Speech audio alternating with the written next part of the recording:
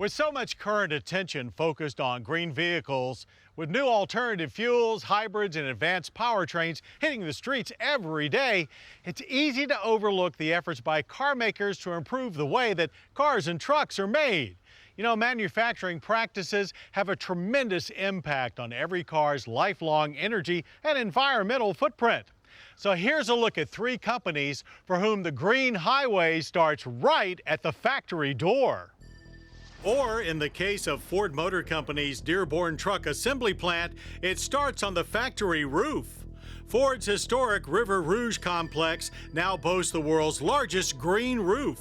Over 10 acres of water-soaking sedum plants that mimic nature to treat and disperse the factory's stormwater runoff, with the added benefit of helping to cool the massive building and double the lifespan of the roof.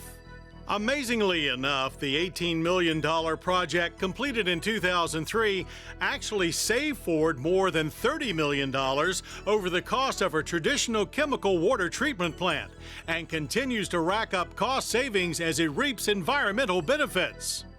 Numerous skylights and light metering glass structures on the roof act as prisms to disperse outside light into the factory, providing more natural environmental conditions for the line workers and allowing Ford to turn off some overhead lights to save energy. This idea is not new for Ford. Henry himself specified a glass wall in the original Dearborn Glass Works in the 1930s, and that historic building is still in use today.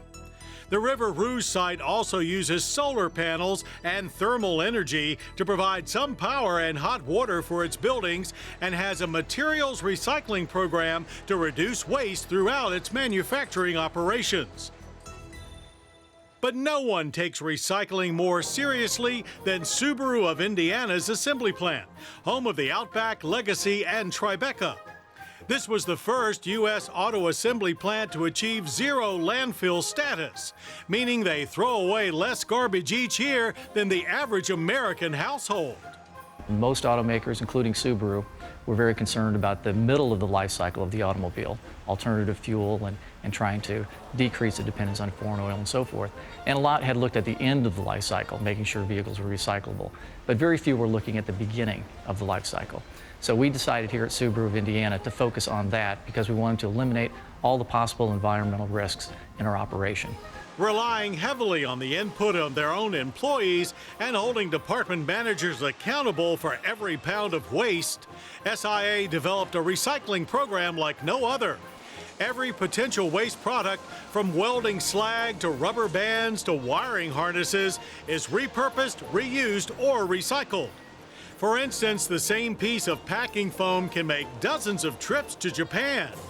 Cafeteria waste is composted into landscaping mulch, and this window cutout scrap metal becomes a gas filler flap on the finished car.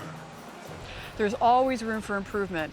We never rest on our laurels, and it's just little bitty things along the way that have really added up to what we have here today.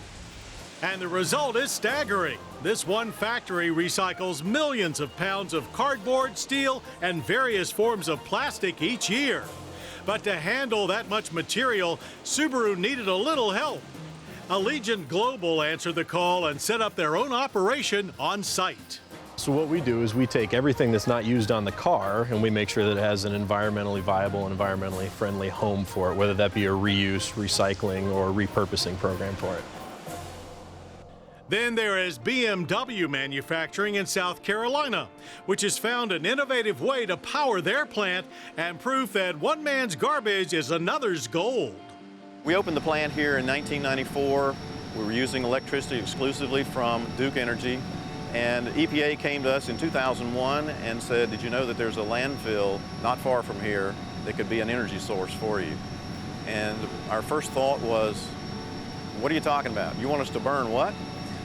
Because none of us actually had ever heard about landfill gas and how that could be used in an industrial manufacturing plant. Landfill gas, a byproduct of decomposing garbage, is about 50% methane, the primary ingredient in natural gas. And in most landfills, it is simply burned like a giant torch to get rid of. Well, it didn't take BMW long to realize the golden opportunity that lay before them, and they made the switch in 2003. Partner company Ameresco captures the landfill gas, cleans the harmful elements out of it, and compresses it before delivering it 9.5 miles to the factory through a specially constructed pipeline. This pair of super efficient turbines uses that renewable natural gas to generate 11 megawatts of electricity.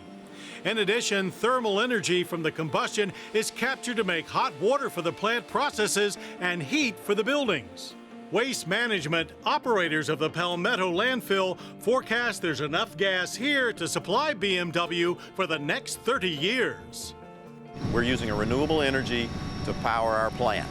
60% of our total energy comes from a renewable energy source that was previously being wasted. The plant's biggest energy drain is circulating fresh air for the paint shop.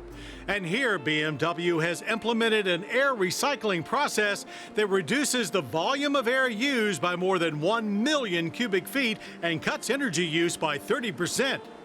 Interchangeable paint cartridges positioned at each robotic spray arm reduce the amount of paint wasted during color changes. And a new pre-paint treatment called Road Dip tumbles the vehicle 360 degrees through each process tank, coating each car more thoroughly, yet leaving more chemicals in the tank each time. The process of assembling cars has evolved as quickly as the cars themselves, and with examples like these factories to follow, maybe all cars will soon be born as green as they drive.